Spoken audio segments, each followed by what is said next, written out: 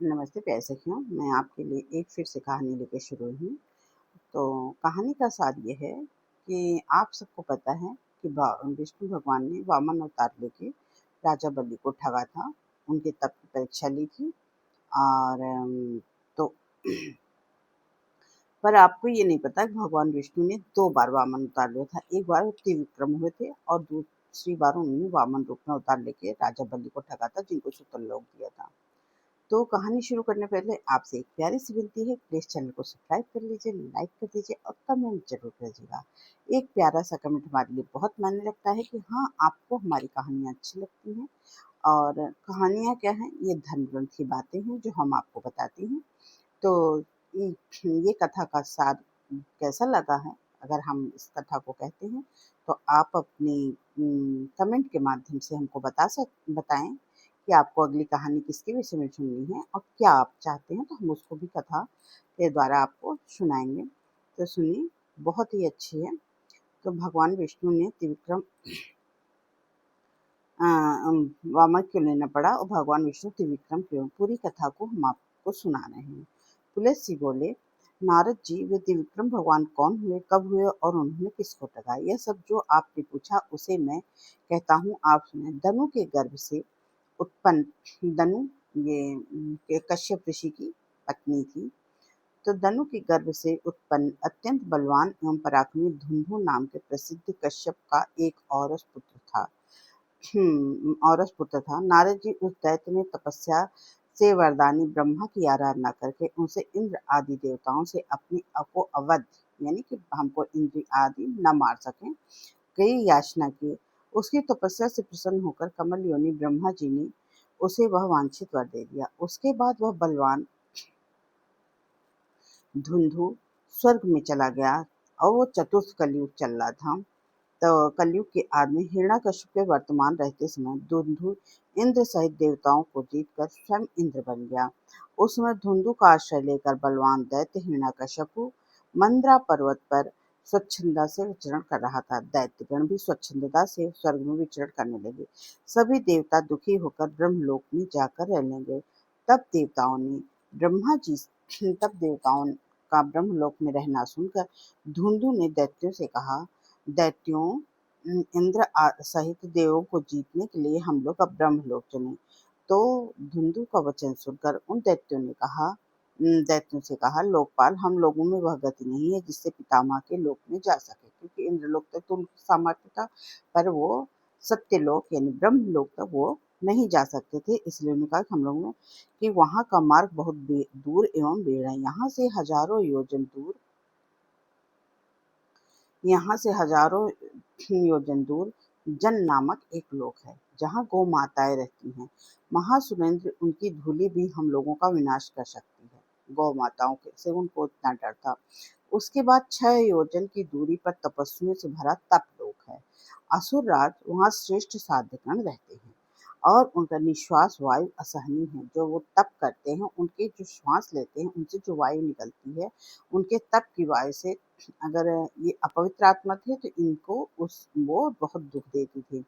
उसके बाद 30 करोड़ योजन की दूरी पर हजारों सूर्यों के समान प्रदीप्त सत्य नामक लोक है।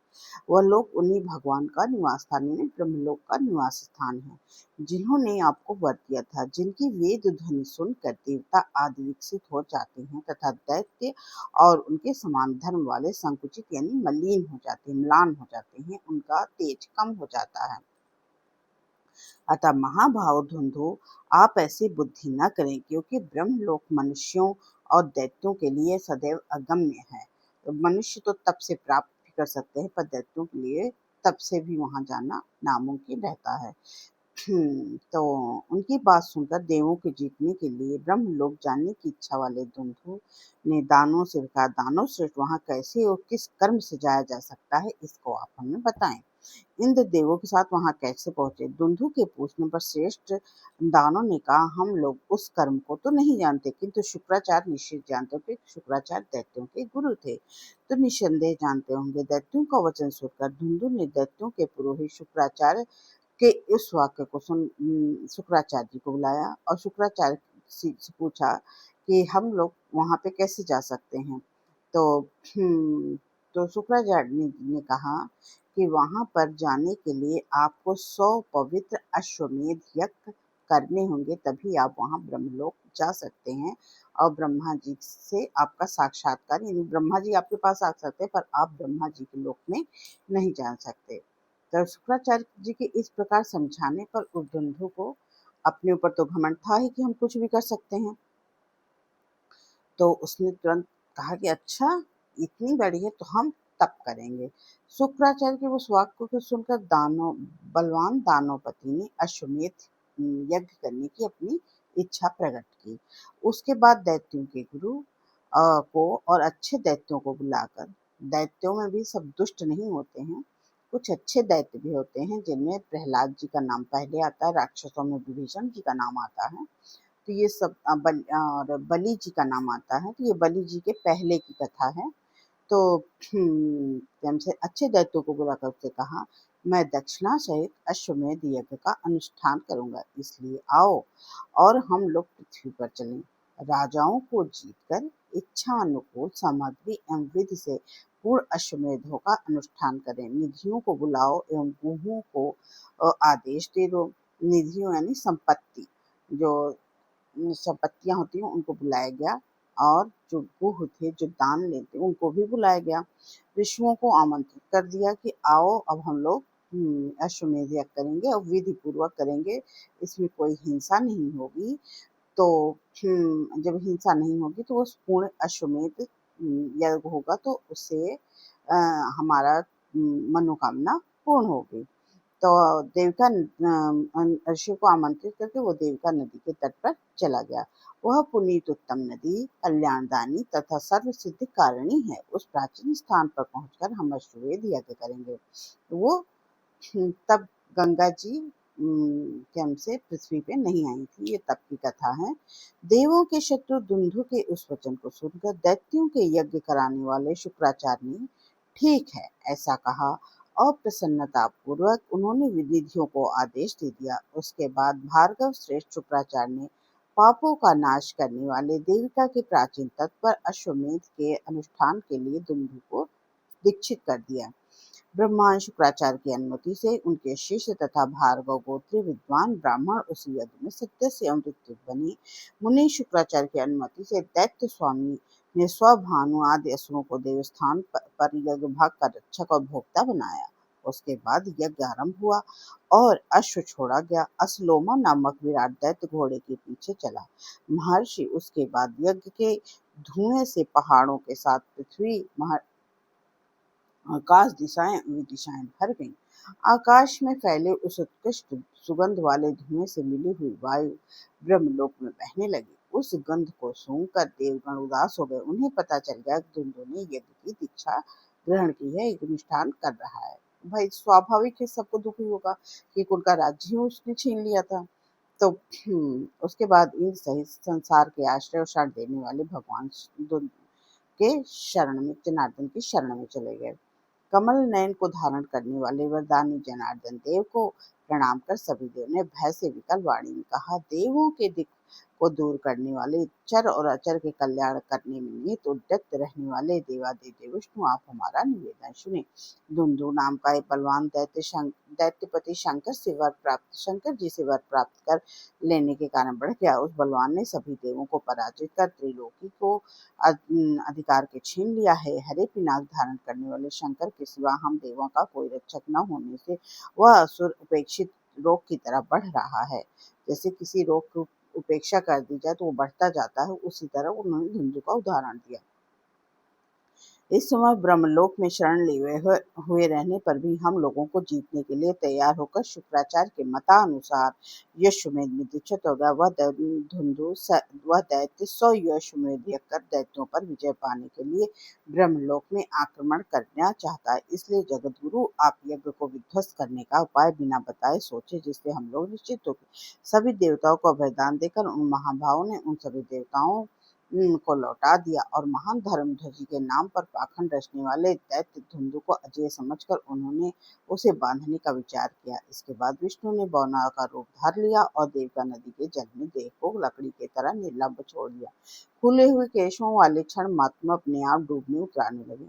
उसके बाद दैत्यपति ने तथा अन्य दैत्यों और ऋषियों ने उन्हें देखा। उसके बाद व्याकुल होकर वे श्रेष्ठ ब्राह्मण यज्ञ के सभी काम छोड़कर उस ब्राह्मण को निकालने के लिए दौड़े।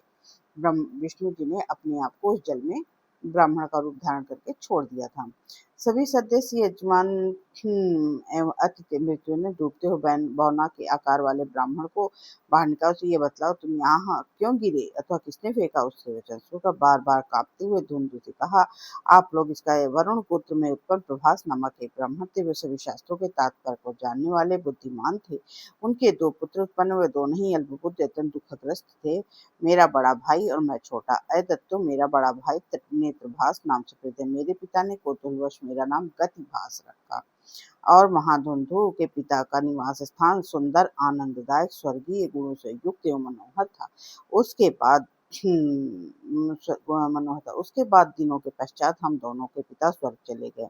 उनकी दाह संस्कार क्रिया कर करके हम दोनों भाई घर आ गए और मैंने अपने भाई से अपना हिस्सा मांगा। तो इस पे बड़े भाई ने कहा कि हिजड़े, चरक वाले, पागल और अंधों को धन में हिस्सा नहीं होता है। हाँ, उन्हें केवल सोने भर का स्थान, अपनी इच्छानुसार अन्न भोग का अधिकार दिया जाता है। वह संपत्ति के भाग्य अधिकारी नहीं थे। ऐसा कहने पर मैंने उनसे कहा, अपने पिता के घर के धन के आधे हिस्से अधिकारी मैं किस न्याय से और क्यों नहीं हूँ? ऐसा अभिप्रायपूर्ण वाक्य के कहने पर क्रोध में आकर मेरे भाई ने मुझे उठाकर नदी में फेंक दिया। मुझे इस नदी में तैरते हुए एक वर्ष का समय बीत गया। आप लोगों ने मेरा उद्धार किया। प्रिय बांधवों के समान उपस्थित आप लोग कौन हैं? यज्ञ के दीक्षित इंद्र के समान महाबलीशाली कौन है? तपोधन आप लोग, यह सब ठीक से पूछो। आप लोग महान ऐश्वर्यशाली और मेरे ऊपर अत्यंत अनुग्रह। वामन के इस वचन को सुनकर भार्गव को के श्रेष्ठ ब्राह्मण का, हम लोग भार्गव गोत्र वाले ब्राह्मण हैं। ये अति तेजस्वी, दाता, भोक्ता, विभक्ता धुंधु नाम के असुर हैं। ये कर्म दीक्षित हुए हैं।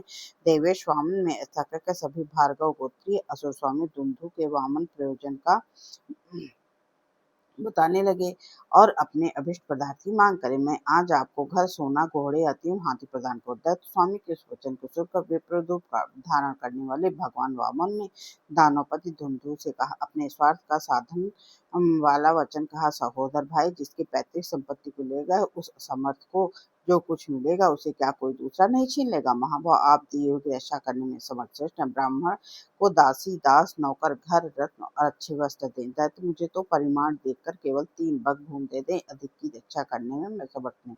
उस महात्मा के ऐसा वचन कहने पर जब उन्होंने कुछ नहीं ग्रहण किया, तब ऋषियों से दानवपति ने हंसकर उद्विजेन को 3 पग भूमि प्रदान की। महान असुर द्वारा 3 पग भूमि प्रदान करने के देखकर अनंत शक्तिशाली यशस्वी एवं विभु वामन भगवान ने तीनों लोगों को नाप लेने के लिए त्रिविक्रम रूप यानी विराट रूप धारण कर लिया और शाल रूप धरने के बाद उन्होंने दैत्य को वध कर ऋषियों को प्रणाम किया। प्रथम पादान्यास में ही पर्वत, सागर, रत्नों के खान, नौकरों सहित पृथ्वी को नाप कर ले लिया। साथ ही भूलोक, चंद्रसूर्य एवं नक्षत्रों से मंडित आकाश को गिरना है। उनका तृतीय पादक्रम जब पूरा नहीं हुआ तो अत्यंत क्रोध में भगवान त्रिविक्रम ने मेरु के समान शरीर से दानव श्रेष्ठ की पीठ पर गिर पड़े। नारद जी वासुदेव के दानों के ऊपर गिरने से भूमि में हजारों योजन का गड्ढा हो गया। उसके बाद उन्होंने दैत्य को उठाकर जोर से उसमें फेंक दिया और बालू की वर्षा से उस गड्ढे को भर दिया। उसके बाद वासुदेव की कृपा से इंद्र ने स्वर्ग पा लिया। उपद्रवों से रहित संपूर्ण देवों को त्रिलोकी की प्राप्ति हो गई। कालिंदी भी अपना स्वरूप धारण कर वहीं अंतर्निहित हो गई। प्राचीन काल में इस प्रकार धुंधु को जीतने के लिए भगवान वामन तथा उसके बाद त्रिविक्रम बने। महर्षि नारद जी या पुण्यतम दैत्येंद्र प्रहलाद उसी आश्रम में गया। जय माता दी। वीडियो थोड़ा लंबा हो गया है, इसके लिए क्षमा चाहते हैं। तो इस प्रकार भगवान विष्णु ने वामन रूप धारण किया, क्या हमसे त्रिविक्रम रूप धारण किया धुंधु नामक दैत्य को मारने के लिए। अब आपसे अगली कहानी में फिर मिलेंगे। जय माता दी। बोलो मां अम्बे की जय, दुर्गा मैया की जय।